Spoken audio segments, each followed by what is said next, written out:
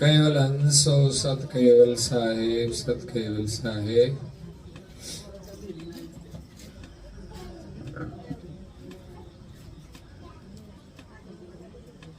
આમ તો નૂતન વર્ષના સત્સંગનો પ્રારંભ તો નૂતન વર્ષના દિવસે જ થઈ જાય છે. ત્યાર પછી બીજો લાભ પાચનનો હતો અને આજે ત્રીજો લાભ એકાદશી છે કે બારસ છે. સરસ. આ નવા વર્ષની શરૂઆત ખૂબ સારી છે. નૂતન વર્ષના દિવસે આપણને પરમ ગુરુના આશીર્વાદ મળે છે.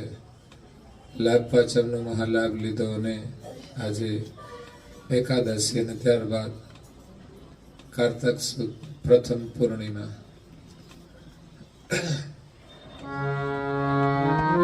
सतयुग में सत तप त्रेता में भय जुग जन द्वापर ध्यान मानसे पूजन कलयुग कीरत भजन.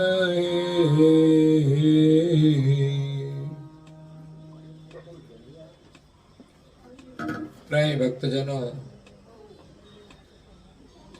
જ્ઞાન સંપ્રદાયના અધ્યસ્થાપક, અનંત બ્રહ્માંડાધીશ વિશ્વ નિયંતા,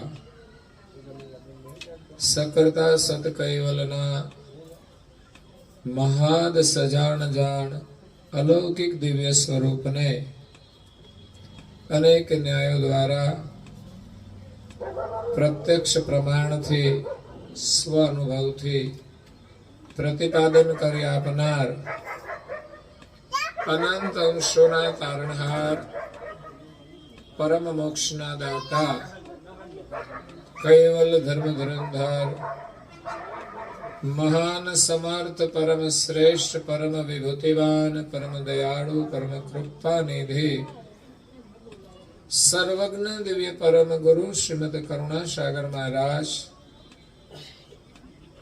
વિશ્વભરના મનુષ્ય તનુધારી ચૈતન્ય અંશોને સંબોધીને યથાર્થ જ્ઞાનનો ઉપદેશ આપતા સ્વરચિત સકૃત ચિંતામણી ગ્રંથના ચોથા અંગની 21મી ચોપાઈને વિશે કહે છે.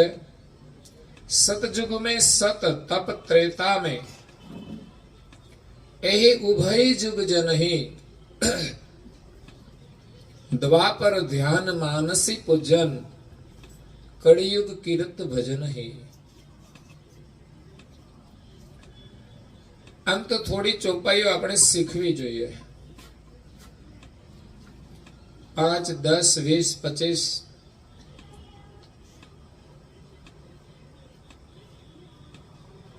જેમાં જ્ઞાનનો સાર સમાયેલો હોય અને થોડી ચોપાઈઓ શીખવાથી ચોપાઈઓ સમજમાં આવે છે. પરમ ગુરુની ચોપાઈઓનો પ્રભાવ કંઈક વિશેષ હોય છે. એક એક ચોપાઈની અંદર એમણે સાગર જેટલું જ્ઞાન ભરેલું છે. મારી દ્રષ્ટિએ એક જ ચોપાઈ જો સમજમાં આવી જાય ને જીવનમાં ઉતરી જાય ને તોય આપણું કલ્યાણ થઈ જાય.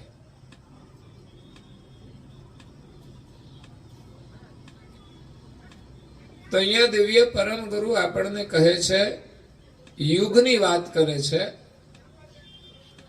સૃષ્ટિનો જે ક્રમ ચાલે છે એમાં 4 યુગ છે. સતયુગ, ત્રેતાયુગ, દ્વાપર યુગ અને જેમાં આપણે અહીં આવ્યા છીએ એવો કળિયુગ.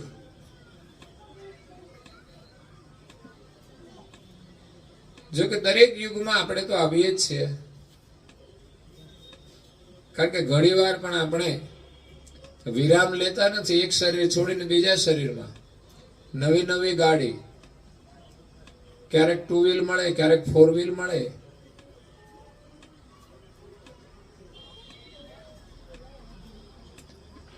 તો સતયુગ આમ તો ઉત્તમ ગણાય છે,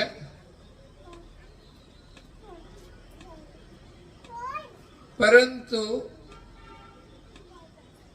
જો માણસ ઉત્તમ કર્મ કરે ને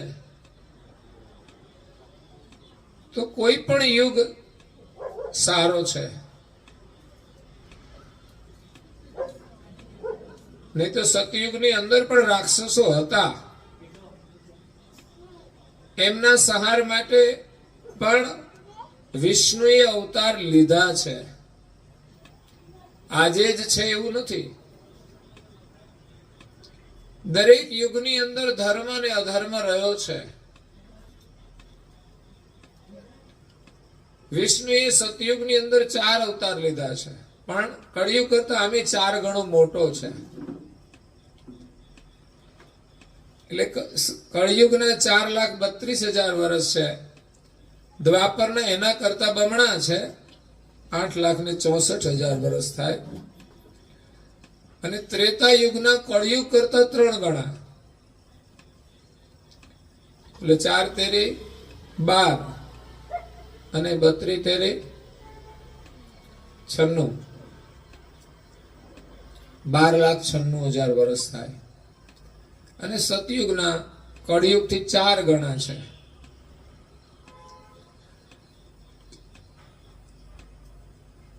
એ 17 લાખ ને માથે કઈ 28,000 કેમ થાય છે. તો સતયુગની અંદર મુખ્ય સાધના સત્યની હતી. જો કે દરેક યુગની અંદર સત્યનું મહત્વ છે, પરંતુ સતયુગમાં જે ઋષિમુનિઓ થયા, જે મહાપુરુષો થયા, એ સત્ય પ્રધાન હતા.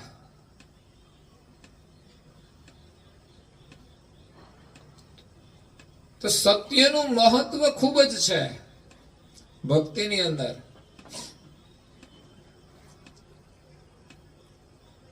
સત નું પાલન કરવું ઘણું કઠિન છે. અત્યારે તો બહુ પ્રકારના વ્રત નીકળ્યા છે, બધા સહેલા. હા, ઉપવાસ વાળા વ્રત છે, પણ મજા પડી જાય એવા વ્રત. હો, હે સરસ મજાના કપડા પહેરવાના, અને કઈ ભૂખ્યા તો રહેવાનું હોય જ નહીં. ફરાળ એટલે તમારે ભૂખા કાઢી નાખે એવા વ્રત છે.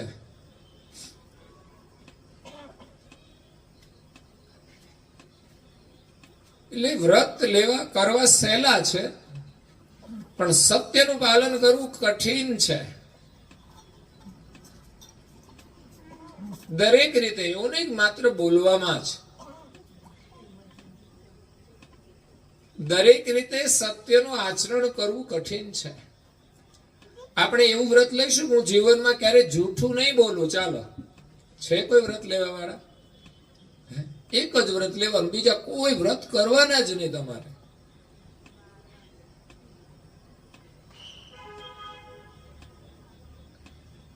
પણ કોઈ હિંમત નહીં કરે. નહીં ક્યારેક બોલાઈ જાય તો. અત્યારે તો ફોનમાં કેટલે 17 વાર ખોટું બોલવું પડે, એક વાર નહીં. તમારા ભાઈ ઘરે નથી, પૂતા હોય ઘરમાં, ઉઘરાણી વાળાને ફોન આવે ને તો એવું કેવું પડે તમારા ભાઈ ઘરે નથી. અને એમે બહુ જૂઠું બોલાવે છે ટેલિફોન તો.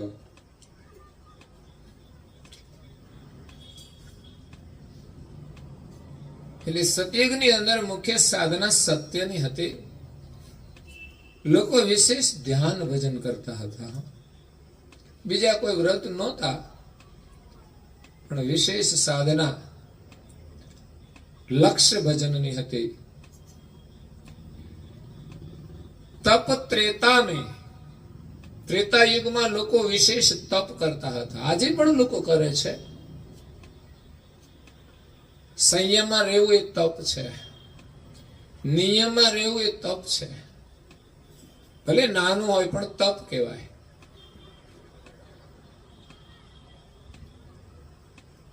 એટલે નાના નાના વ્રતો છે એ નાના તપ છે. પણ ત્રેતા યુગની અંદર લોકો હજારો વર્ષ સુધી તપ કરતા હતા, ભક્તિ કરતા હતા, સાધના કરતા હતા. તમે જુઓ ને, હરદેવ અને સુમંતા માતાએ કેવું તપ કર્યું. હે, આપણને એમ થાય સાધુ સંતો જ તપ કરે, એવું નથી. હર કોઈ વ્યક્તિ તપ કરી શકે છે. સંસારમાં રહીને પણ તપ થાય છે. પણ સંયમમાં રહેવું ને એ બહુ મોટું તપ છે. નિયમમાં રહેવું એ બહુ મોટું તપ છે. કરતા માલિકે જે જગત બનાવ્યું છે ને નિયમ અનુસાર ચાલે છે. સતયુગ, ત્રેતા, દ્વાપર, કલયુગ, એ ચારે યુગ ક્રમ અનુસાર ચાલે છે. તો દેશ કાળ અનુસાર આપણે યોગ્ય રીતે વર્તન કરીએ તો એક પ્રકારનું તપ છે.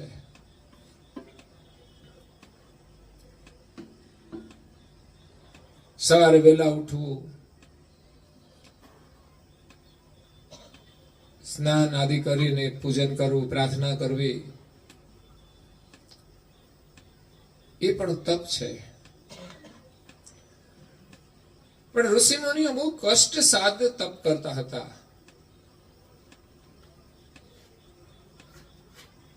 જંગલની અંદર રહેવાનું બહુ જ કઠિન કામ છે. આપણે કલ્પના કરીએ ને તો આપણા માટે તો રહેવાનું મુશ્કેલ લાગે છે. વિચાર કરીએ કેમ રહેતા હશે.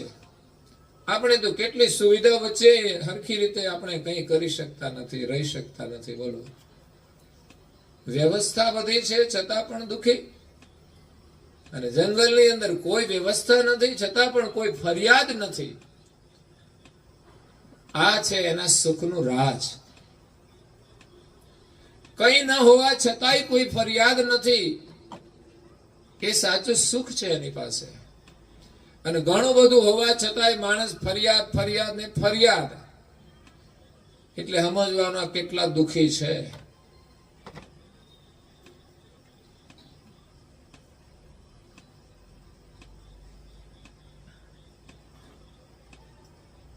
તો તપ તો કરવું જ પડશે, નહીં તો દુઃખી થઈને પણ તપ તો કરવાનું જ છે. બે માણસ લડે ઘરમાં, પતિ પત્ની હોય કે બે ભાઈ હોય, એ લડ્યા પછી મૌન પાડે એના કરતા એમ જ મૌન પાડવું સારું નહીં? આગળ તપ તો કરવાનું જ છે. પરંતુ સ્વૈચ્છિક મૌનની અંદર પ્રસન્નતા હશે, અને ગડબડ થઈ ગઈ હોય પછી મૌન રાખે, એમાં તો મોઢા બગડતા હોય.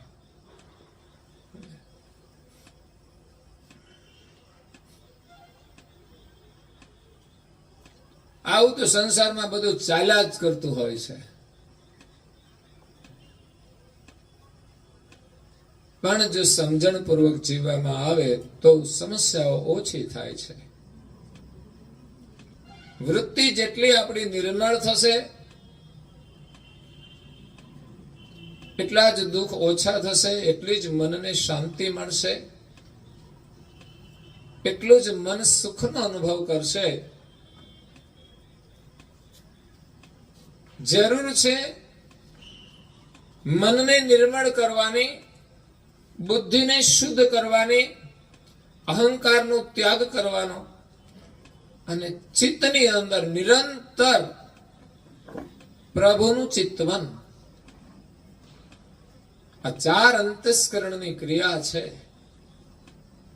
એ આપણી સાધના છે, એ આપણી તપસ્યા છે. અને એના માટે જ યુગ પ્રમાણે બધી સાધનાઓ આવી છે. તો હરદેવ અને સુમંતા માતાનો ઇતિહાસ સાંભળીએ ત્યારે આપણને બહુ આશ્ચર્ય થાય છે. પરમ ગુરુ ક્યારે મળે? હરદેવ અને સુમંતાની તપશ્ચર્યા જોઈએ ત્યારે એમ થાય કે આવી તપશ્ચર્યા કરીએ ત્યારે પરમ ગુરુ મળે છે. એને શોધવાય ન જવા પડે. જંગલમાં પરમ ગુરુ વિચરણ કરવા માટે નીકળ્યા છે, પણ ખરેખર તો એ સર્વજ્ઞ છે, એ જાણે છે. એટલે જ એ ગુંજારણ વનમાં એ બંને નવ દંપતીને દર્શન આપવા માટે જ ગયા છે. એને બધી જ ખબર હોય છે.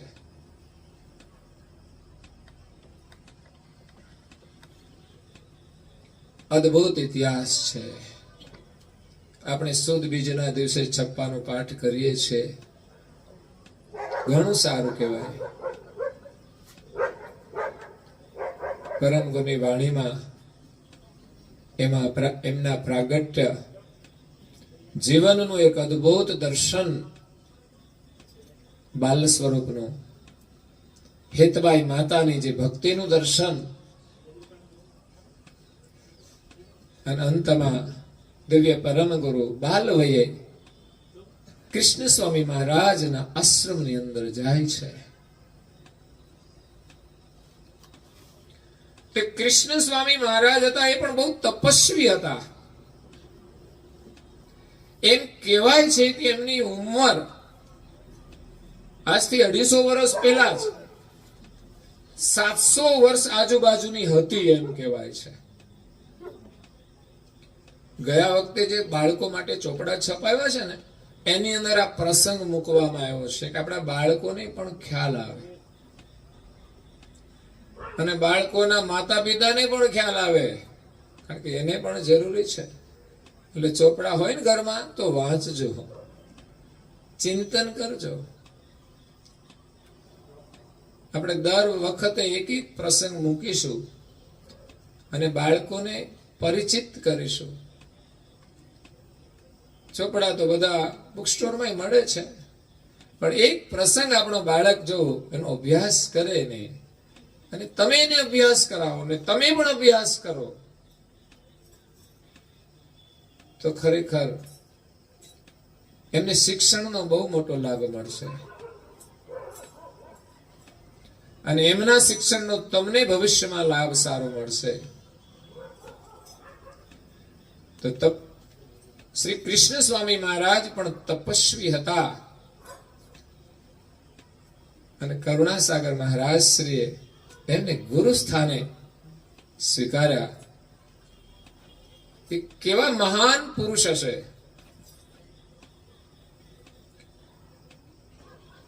તો આપણે કમસે કમ વહેલા ઉઠવાની તો તપશ્ચર્યા કરી શકીએ કે નહીં? આપણા ઘરની અંદર સૂર્યોદય પછી કોઈ સૂવું જોઈએ નહીં, સિવાય એક નાનું બાળક ભણવા ન જાય ત્યાં સુધી. પછી તો એ ઉઠી જાય છે. પણ મને ઘણી વખત આશ્ચર્ય થાય કે સ્કૂલે જનારા બાળકો ઉઠી નીકળી જાય તો એના પપ્પા હોતા હોય. કમસે કમ હવારમાં દર્શન તો આપો બાળકોને. એને સતકેવલ સાહેબ કહીને જવું હોય તો હું ખાટલામાં હોતા હોય, એને સતકેવલ સાહેબ કહીને જાય. એ ઊંઘતા માણસ પાસેથી શું સંસ્કાર લેશે? ખરેખર ઘરમાં નાના નાના પરિવર્તનોની આવશ્યકતા છે, સમજણની જરૂર છે. આ માનવ જીવન મળ્યું છે, પશુનું જીવન નથી, એટલું યાદ રાખવું જોઈએ. ઘણાનો પ્રશ્ન છે વેલા ઉઠીને કરવું શું?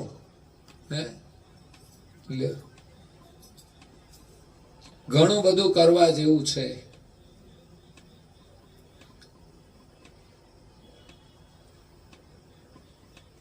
વેલા ઉઠીને નાઈ ધોઈ પૂજા પાઠ પ્રાર્થના ધ્યાન ભજન જેટલું કરો એટલું થાય. આપણી ઉપાસના પોણા કલાકથી કલાકની છે, કરવી જોઈએ. પાઠ સુંદર પાઠ છે. સમય હોય તો મન પવિત્ર થાય, આપણી વાણી પવિત્ર થાય, આપણી આંખો પવિત્ર થાય, મન બુદ્ધિ ચિત્ત બધું જ શુદ્ધ થશે. પવિત્ર વાણી એનો પાઠ આપણા મુખે થાય, એનાથી મોટું સૌભાગ્ય શું હોઈ શકે? બાકી વાતો તો આખી દુનિયાની થશે, માઇક્રોફોન ખરાબ થઈ જાય. ઘણાના તો માઇક્રોફોન બહુ સારા હોય છે, આખો દિવસ ગમે એટલી વાતો કરે તો એ ખરાબ જ ના થાય, પણ મન તો ચોક્કસ ખરાબ થઈ જાય છે, એટલું યાદ રાખજો. દુનિયાનો કચરો જેટલો અંદર ઓછો ભરાય ને એટલું સારું. ભગવત સ્મરણનો વિશેષ અભ્યાસ કરવો જોઈએ. ઘરમાં એક પરંપરાની આવશ્યકતાઓ છે. ફેશનની પરંપરાઓ આપણે અપનાવી લઈએ છીએ, સામાજિક પરંપરાઓનો આદર કરીએ છીએ, કોઈ વિરોધ નથી, પણ બિનજરૂરી સમયનો બગાડ કરે કે સંપત્તિનો બગાડ કરે એમાં થોડું નિયંત્રણ કરવું જોઈએ, કે જેથી આપણે કોઈ ધાર્મિક પ્રવૃત્તિ કરી શકીએ, ધાર્મિક લાભ લઈ શકીએ.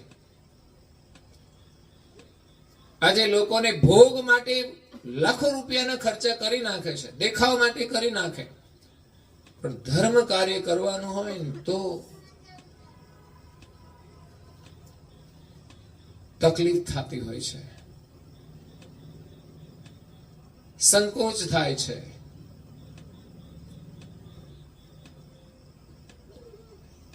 પણ ભાઈ આ મોંઘો જે અવસર મળ્યો છે ને એ હાથમાંથી ચાલ્યો જશે, પછી આ લાભ નહીં મળે અને પછી શું સ્થિતિ થશે એનો વિચાર કરવો જોઈએ. ઘરમાં એક સુંદર પરંપરા, બધા જ વહેલા ઉઠે, પોતપોતાના પ્રમાણમાં બધા જ પૂજા પ્રાર્થના અમર મંત્રનો જપ આદિ કરે. પછી સ્વાસ્થ્ય માટે પણ સુંદર યોગ આજે લોકો કરે છે, એની પણ જાગૃતિ. દવાખાને જવું, હોસ્પિટલમાં એડમિટ થવું એના કરતા નિયમિત યોગ એ તપસ્યા છે. આપણા ઋષિમુનિઓ કરતા હતા, રઘુરામ મહારાજ પણ યોગ કરતા હતા, એને બધા જ આસનો આવડતા હતા, 84 આસનો કરતા હતા. એમાંના થોડા આસનોના ફોટા છે, પણ આપણે તો એમને સીધા નથી બેહા, તો એમાં કયું આસન કરવું?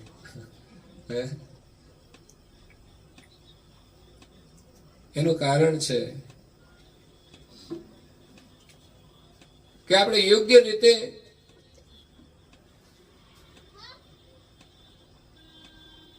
આપણો વ્યવહાર નથી કરતા, એના પરિણામે આ શરીર પણ બગડી જાય છે અને યોગ્ય રીતે ચાલતું નથી. ઉંમર થયા પછીની વાત અલગ છે, પણ જ્યાં સુધી યુવાની હોય ત્યાં સુધી તો આપણામાં સ્વાસ્થ્ય હોવું જોઈએ, એકાગ્રતા હોવી જોઈએ, સ્થિરતા હોવી જોઈએ. આ શરીર એક સાધન છે જેના દ્વારા આપણે સેવા કરવાની છે, સુમિરન કરવાનું છે અને ધ્યાન કરવાનું છે. તો વ્યક્તિગત રીતે દરેક વ્યક્તિએ પોતાનો નિયમ પાળવો જોઈએ, નિયમ લેવો જોઈએ.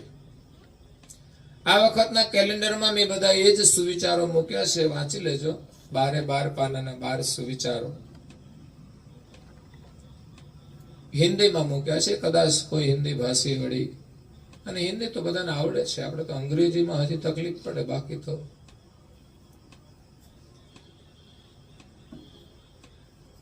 વહેલા ઉઠવું એ પણ સંસ્કાર છે. હું વોટ્સએપમાં પણ એ જ મેસેજ આપું છું લોકોને. વહેલા ઉઠવાના હોય, માતા પિતાને પ્રણામ કરવાના હોય, જીવનમાં ગુરુનું સાનિધ્ય મળવું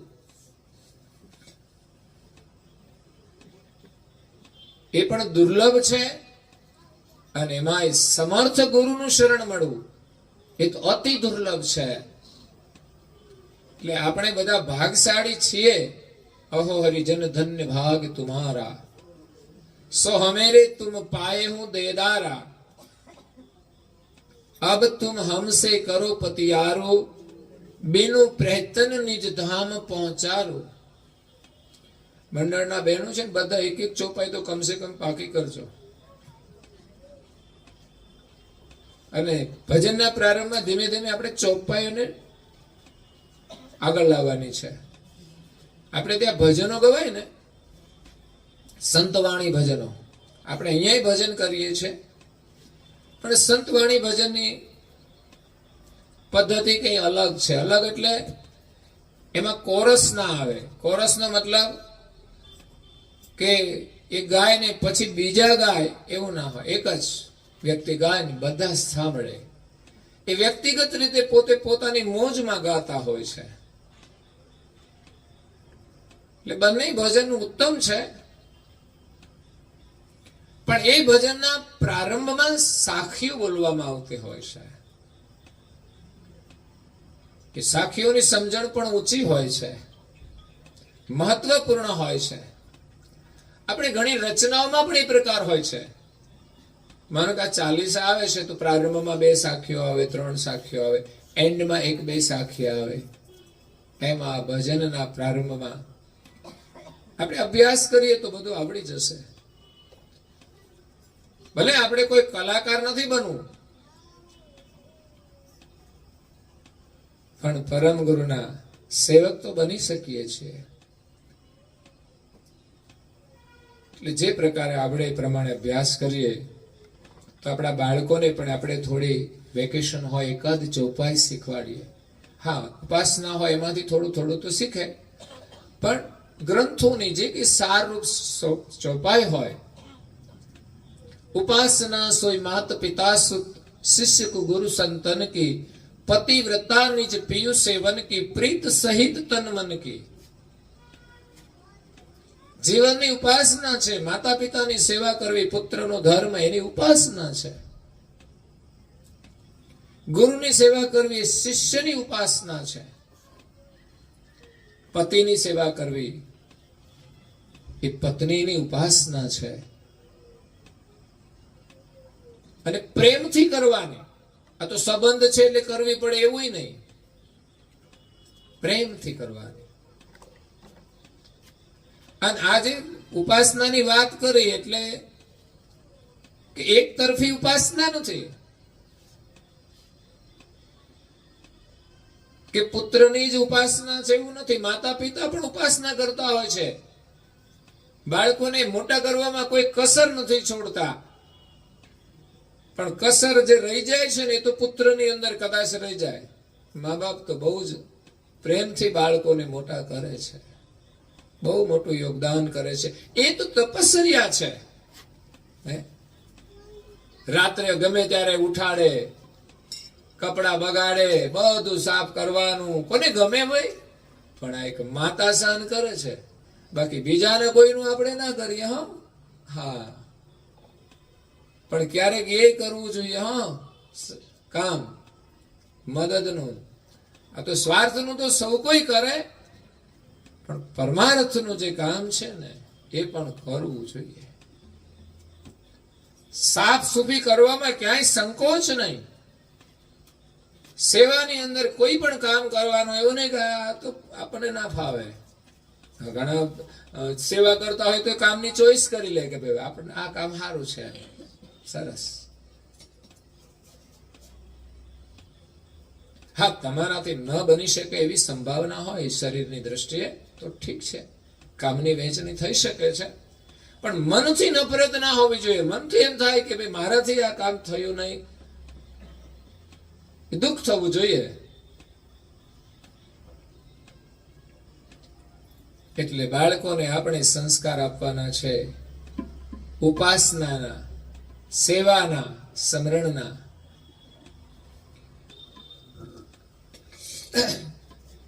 ઘરની પરંપરા એક નાનકડી, દરેક વ્યક્તિ પૂજા પાઠની પ્રાર્થના કરે. આપણા બાળકોને ભજન પણ આવડવા જોઈએ, ભજનમાં પ્રીતિ હોવી જોઈએ. આપણા ઘરમાં ભજન કરવું જોઈએ. ભજન તો તમને આવડે છે તો ઘરમાં ગાવાના, બેઠા હોય ને ત્યારે ચાલુ કરવાનું.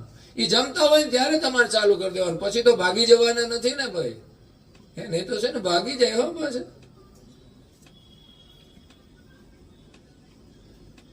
પણ જમવા બેન તમારે ભજન ચાલુ કરવું. આ તો હું તો ખાલી હસવાની વાત કરું છું, પણ એમ કે ભજન માં બધાને રસ હોવો જોઈએ, ભજનમાં પ્રીતિ હોવી જોઈએ, ભજન આવડવા જોઈએ.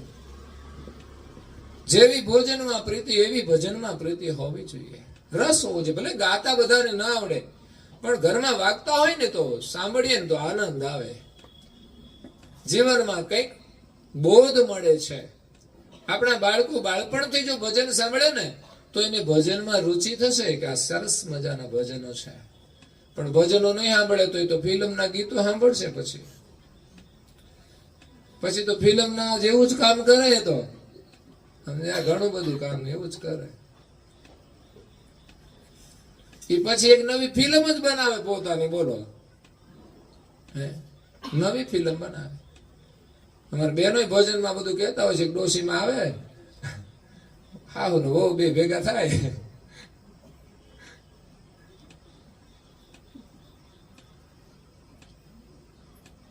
એકવાર એક વિધવા માતા એના દીકરાને બહુ જ મહેનત કરીને પરણાયો, ભણાયો. એને ભણાયો એટલે ભણ્યો એટલે પછી આગળ ભણતા ભણતા જ એમને તો લગ્ન કરી લીધા. સમજ્યા? ઘરમાં લાવ્યો કન્યા, એટલે પોતાની પસંદ નહીં લાવ્યો. સારું, કઈ વાંધો નહીં. માતાનો કોઈ વિરોધ નહોતો કે બસ મારો દીકરો મોટો થઈ જાય, ભણી ગણીને સુખી થાય એટલા માટે તો ભણાયો. તો પરણી પણ ગયો. અત્યારે એ મુસીબતો છે ને. તો પરણી ગયો, ઘરમાં પુત્ર વધુ આવી, પણ ભણેલી હતી. હો, આજે ભણવા ઉપર બહુ જોર માર્યો છે લોકોએ. પણ સારું છે, ભણો તો વાંધો નથી. પરંતુ તમને એક शेर समझाऊं, लोग पढ़ते हैं पढ़ पढ़ बिगड़ते हैं. लोग पढ़ते हैं पढ़ पढ़ बिगड़ते हैं. हम तो पढ़ते लेकिन बिगड़ते नहीं हैं. क्यों? कि हम तो गीता और रामायण पढ़ते हैं. ये कोई फिल्मी किताब नहीं है. मेरे सांवरे सलोने तेरा जलवा कहां पर नहीं है. આ ભગવાનની કૃપા છે ને તો ના બગડીએ, બાકી તો છે ને બગડતા વાર લાગે નહીં.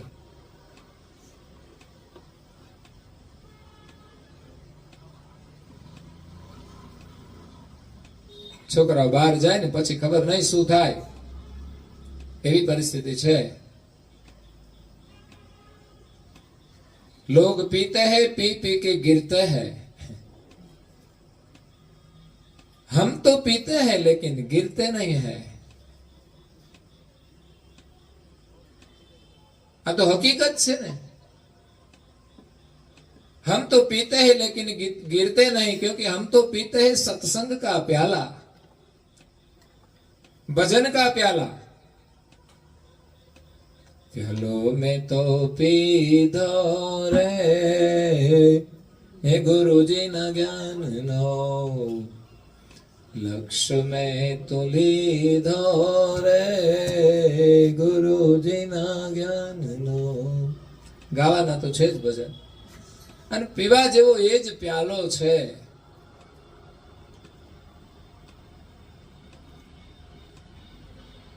જેમાં ભજનનો રસ ભરેલો છે, સત્સંગનો રસ ભરેલો છે. એના માટે આ જીવન મળ્યું છે. નહીં તો પછી ગધેડા ને બકરા ને ઘેટા ને કૂતરા બિલાડામાં શું ખોટું છે? જેને ભજન ના કરવું હોય, જેને તિલક નથી કરવું એને શું ભાઈ? હમણાં ગધેડા નીકળ્યા હતા 4, 5, 6 મંદિર આગળ. હું તો રોટલી નાખવા નીકળ્યો, પણ કૂતરા આવ્યા જ નહીં. કેમ? તો ગધેડા જોઈને એ તો ભસ ભસ જ કરે, અને ખાવામાં રસ નહીં લ્યો. મને ત્યારે સમજાણું કે આ જોવો તો ખરા, એને ભસવામાં કેટલો રસ છે. એ રોટલી ખાવા ના આવ્યા, અને ગધેડાનો અવતાર કેવો બોલો. કૂતરા એનું સ્વાગત કરે ગામના. એને એમ છે કે આ કયું નવું પ્રાણી આવ્યું ગામમાં, અને પાછો અડધો ડઝન જેટલા. એને એમ કે અમારું રાજ ના લઈ જાય એમ ગામમાંથી. એમનું રાજ હોય ને પાછું શેરીઓમાં ફાટ્યા ફરતા હોય. બોલો, એને એમ કે આ ગધેડા આવ્યા છે તો વળી લો. એવું લાગે છે મને હો કે ગધેડા જોઈને એને એમ થતું હોય છે કે આ ક્યાંક આપણો રાજમાં ના આવી જાય એટલે બસ બસ કરીને કાઢી મૂકવાના એમ. પણ અહીંયા ઈ ક્યાં કોઈનું સાંભળે એવા છે ગધેડા આ દુનિયામાં છે ને. ગધેડા કોઈનું સાંભળે નહીં. અને ગધેડાના લક્ષણ તો લાત મારવાની. ભગવાને આપણને માનવનો અવતાર આપ્યો છે, આપણું અહોભાગ્ય કહેવાય. लोग पीते हैं पी पी के गिरते हैं, हम तो पीते हैं लेकिन गिरते नहीं क्योंकि हम तो सत्संग का प्याला पीते हैं. ये अंगूरों की मदिरा नहीं है. मेरे सांवरे सलने तेरा जलवा कहां पर नहीं है. આ દુનિયામાં જે કઈ સચ્ચાઈ છે ને ભગવાનની કૃપા છે. મંદિરમાં જાય તો સારા સંસ્કાર મળે. ઘરમાં પૂજા પાઠ કરે ને હાથ પવિત્ર થાય ને પછી હાથમાં શરાબની પ્યાલી ના આવે. પૂજાનો થાળ જે હાથમાં પકડીએ ને એના એક સંસ્કાર છે, એનું પરિણામ છે. પ્યાલી પીવે ને પછી હાથમાં પૂજા ના કરી શકે. એટલે આપણા ઘરમાં એક સંસ્કારની પરંપરાની આવશ્યકતા છે. મંદિર હોય છે પણ પૂજા તો એક વ્યક્તિ જ કરે છે. બધાએ કરવી જોઈએ સમય અનુસાર પોતપોતાની અનુકૂળતા. વેલા તો ઉઠવાનું જ પણ દરેકે પોતપોતાનો સમય અનુસાર કરવું જોઈએ.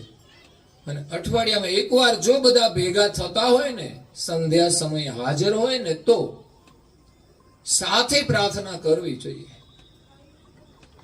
હમણાં એક ઘરે ગયો, નવું મકાન, સરસ મજાનો બંગલો, ભોજન બધું તૈયાર હતું. મેં કે હમણાં બધા સાથે જ બેસશે. પણ મેં કીધું ભાઈ પૂજા કરી? તો કે હા બેને કરી નાખી બધી પૂજા. તો બીજા બધા તો ફરતા હતા. મેં તમારે બધા ના બેસવું જોઈએ. આજ આપણી કમી છે. મોટો બંગલો તમે બનાવો છો સુખી થવા માટે. મેં કે આ વ્યવસ્થા કામ નહીં લાગે, યાદ રાખજો. એક વખત પેરાલિસિસ ના આંચકા આવે ને ત્યારે ખબર પડે છે કે આ બંગલો છે ને એ કઈ તમને ઉભા નહીં કરી શકે. સરસ મજાનું ટીવી હશે, મોંઘું આવડું મોટું, હા, પણ કઈ કામ નહીં કરી શકે. જીવનમાં ભગવત સ્મરણ કર્યું છે ને તો એ અવસ્થામાં એવું નહીં કે ના થાય, એ અવસ્થામાં માણસ પ્રસન્નતાથી જીવી શકશે. નહીં તો બેચેનીનો કોઈ પાર નહીં રહે. અને કર્મ જે પ્રમાણે કર્યા હશે એનું ફળ તો આપણે ભોગવવું જ પડશે.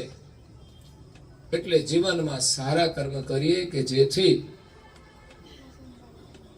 કોઈ ખોટા કર્મ કરવાનો કોઈ અવકાશ ન રહે. માણસ જો સારા કર્મ કરવાનો અભ્યાસ કરશે ને તો ખોટા કર્મ આપોઆપ છૂટી જશે. પણ સારા કર્મ નહીં કરે ને તો ક્યાંક ને ક્યાંક ખોટા થઈ જ જશે. પરિવાર સાથે તમે આમ જમવા બેસો તો તમને ગમે છે, એમ જ પરિવાર સાથે તમારે પ્રાર્થના કરવી જોઈએ. આપણા બાળકોને ચોપાઈઓ આવડવી જોઈએ, શ્લોક આવડવા જોઈએ. હું ભાવનગરમાં ગયો હતો એક પરિવારમાં, તો ત્યાં એના સંબંધી એમના સાડુભાઈ હતા. સાડુભાઈ માં ખબર પડે ને, હે એક જ છે આ બાજુ એમ ને, ભાઈ કરો પણ હાડું. તો એમને સાથે થોડી ચર્ચા થઈ. તો એ અભ્યાસી હતા બધા. એ ભાઈ હતા ને બહુ અભ્યાસી હતા, ભક્તિ ભાવના વાળા હતા. પછી એમના જે છોકરા હતા ને નાના નાના, એમનો મને એક વિડીયો બતાવ્યો. સાથે તો નહોતા, રાતના સમય હતો એટલે, પણ શું સુંદર એ લોકો બોલતા હતા. આપણને એમ થાય બાળકોની અંદર આવા સંસ્કાર હોવા જોઈએ. અને આ કોણ આપે? એમના માતા પિતા આપી શકે છે. અમે તો બાળકોને શિબિરમાં લઈ જઈએ, 4-5 દિવસ રહે બાળકો, 3 દિવસ, તો બાળકોને એમ ભાવના થાય કે આપણે વેલા ઉઠીને પૂજા કરવી છે. પણ ઘરમાં કોઈ કરતું ના હોય તો બાળક તો 2-4 દિવસ ઉઠે ને પછી મૂકી દે. જો બાળક કરતો હોય ને તો આપણે એને કેચઅપ કરી લેવું જોઈએ કે આપણે પણ વેલા ઉઠીને એની સાથે બેસી જઈએ. થોડા દિવસ એ કામ કરવું જોઈએ. મુશ્કેલી આવે ત્યારે એની જોડે ફરવું પડે, ગમે ત્યાં જવું પડે, એના કરતા સારું કામ થતું હોય ને તો ત્યાં જોડે બેસવું જોઈએ, સપોર્ટ કરવો જોઈએ. પણ એવું આપણે વિચારતા નથી, કરતા નથી. મહત્વપૂર્ણ છે. એટલે અઠવાડિયામાં એકવાર સાથે મળીને કંઈક કરો. તો એક તપસ્યા છે કળયુગની. અહીંયા તો ત્રેતા યુગની તપસ્યા બતાવી. સતયુગ નહીં, સત તપ ત્રેતા મેં એહી ઉભય યુગ જનહી દ્વાપર ધ્યાન માનસી પૂજન. દ્વાપર યુગની અંદર ધ્યાન હતું, માનસી પૂજા હતી, મનથી. આપણી પાસે સેવાની સામગ્રી ન હોય તો આપણે મનથી, ભાવથી ભગવાનનું પૂજન પણ થાય, ભગવાનની સેવા પણ થાય, ભગવાનને થાળ પણ ધરાવી શકાય. ભલે તમારી પાસે કોઈ સામગ્રી નથી, પણ તમારો ભાવ હોય તમે થાળ ગાઈને પણ થાળ ધરાવી શકો છો. ધરાવવો જોઈએ, પણ કદાચ ન હોય તો તમે થાળ ગાવ, એ પણ એક ભાવ છે જમાડવાનો. અને ભગવાનને જમાડો તો તમે ભૂખ્યાને પણ જમાડી શકો છો. ભગવાન નથી જમતા તો તમને પ્રેરણા આપશે કે મારા ભાગનું તમે કોઈ ભૂખ્યાને ખવડાવજો. લોકો એમ કે ભાઈ આ ભગવાન ખાતા નથી ને ખોટું ખવડાવે છે, ધરાવે છે. ના, એ સંસ્કારની પરંપરા છે. એમ સમજાવે છે કે ભગવાન નથી ખાતા, પણ ભગવાનના રૂપમાં કોઈ ભૂખ્યા તો ખાશે. અને ભૂખ્યાને જમાડીને ભગવાનને જમાડવાનો આનંદ લેવાનો છે. મેં થોડો ટાઈમ એવું કામ કર્યું હતું કે ચાલો આપણે ભગવાનને જમાડવા છે તો એક આપણું ભોજન બનાવવાનું, બીજું ભગવાનનું, એટલે 2 જણાનું ભોજન બનાવવું પડે. ખરું ને? પછી એક ભોજન રાખીને બીજું ભોજન કોઈ ભૂખ્યાને, કોઈ ગરીબને આપી દેવાનું. અગર તો જ્યારે પણ કોઈ એમ લાગે કે કોઈ ભૂખ્યું છે તો એ સમયે જમાડો. અગર તો કોઈ તમે ભોજન પ્રસાદ કરાવો છો તો એ પણ એક ભગવાનનો જ થાળ છે. ઘણી વાર લોકો પૂર્ણિમાની પ્રસાદે આપે છે તો શું છે, બધા ભૂખ્યા જ હોય ને, ત્યાં આવે બધા સત્સંગમાં આવ્યા હોય, બહારથી આવ્યા હોય તો બધા ભૂખ્યા હોય. આપણે ગામમાં તો ઠીક ઘરે જઈને ખાઈ લઈએ, પણ બહારથી આવ્યા હોય એની પછી રસ્તામાં ખાવું એ યોગ્ય નથી, સારું નથી હોતું. એટલે આ ભોજન વ્યવસ્થા, ભૂખ્યાને ભોજન, તો કોઈ પણ રીતે આપણે ભગવાનને થાળ કરાવી શકીએ છીએ. તો એ પ્રકારની દ્વાપર યુગની અંદર આ ધ્યાન અને માનસી પૂજા હતી. કળિયુગ કીર્ત ભજન. કળિયુગમાં શું કરવાનું? ભક્તિ માર્ગમાં કે ભજન કીર્તન મહત્વપૂર્ણ છે. કીર્તનમાં પણ મસ્તી છે. નરસિંહ મહેતાએ કીર્તન કર્યા, મીરાબાઈએ પણ કીર્તન કર્યા, પૂજ્ય શ્રી અચરતબાઈએ પણ પદ લખ્યા છે. એમને તો નહીં જ લખ્યા હોય ને,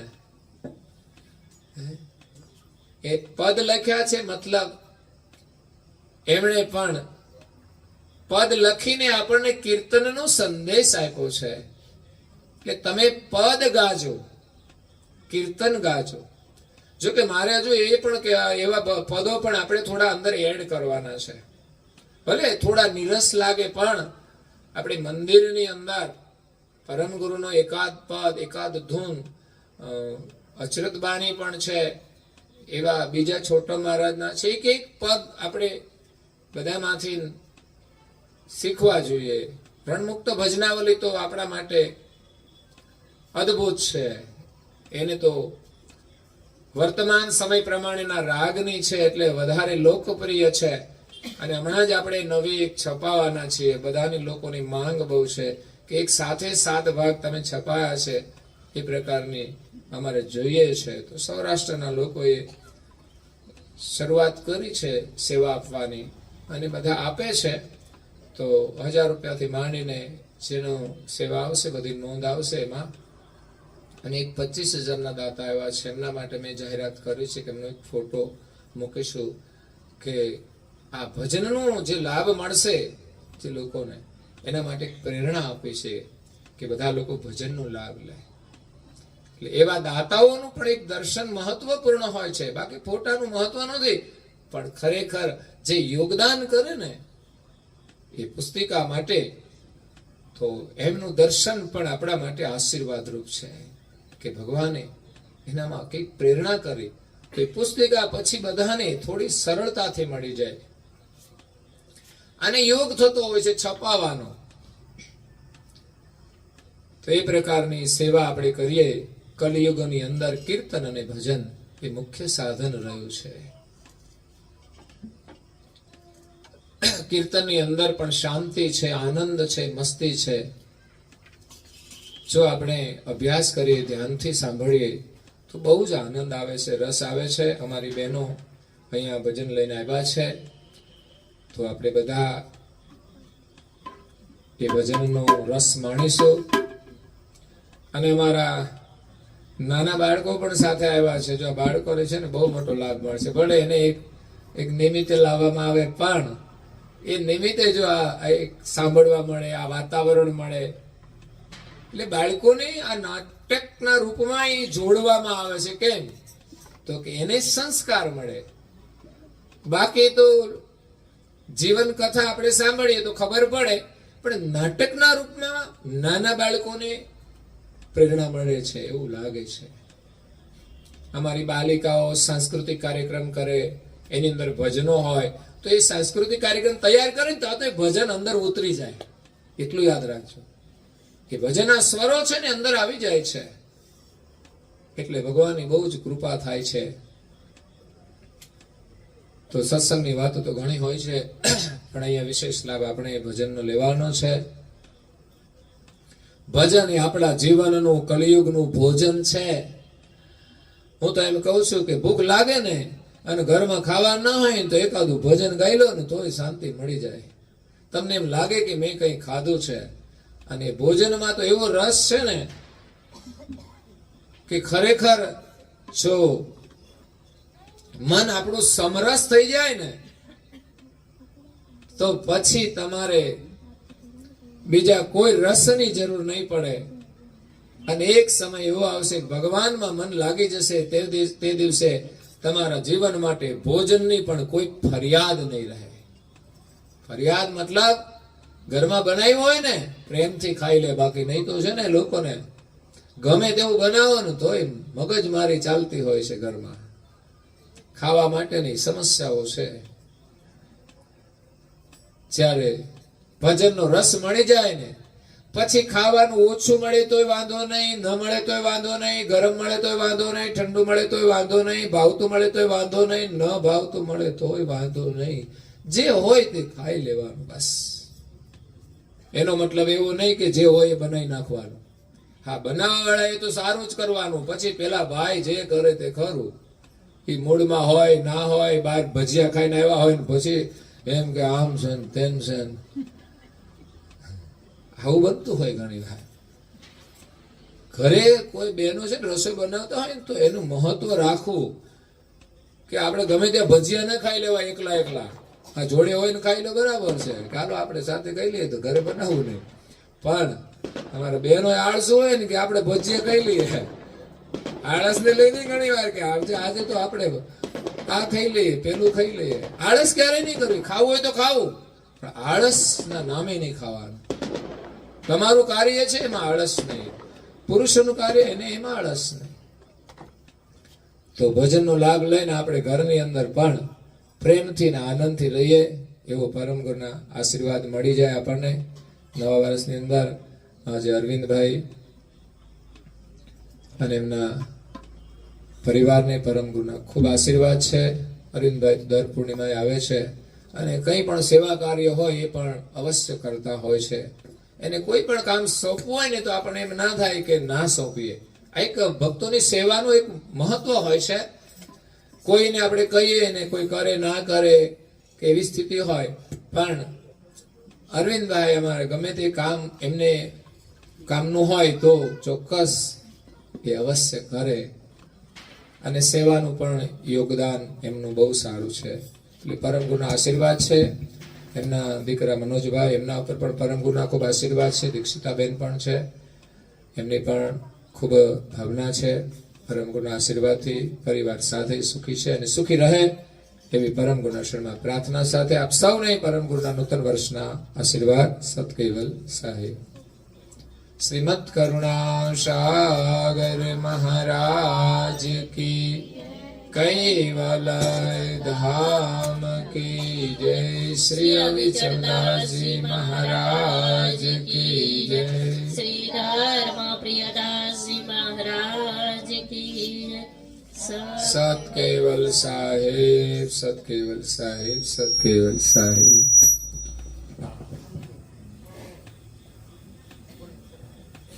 કેવલ અંશો સત કેવલ સાહેબ. આજુબાજુ બધાને પ્રેમથી હસતા હસતા સત કેવલ સાહેબ, સત કેવલ સાહેબ.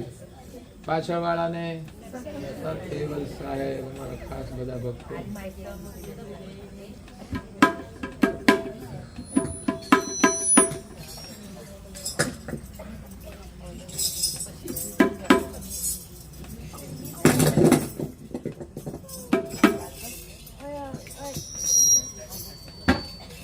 શ્રીમદ કરુણા સાગર મહારાજ કી જય.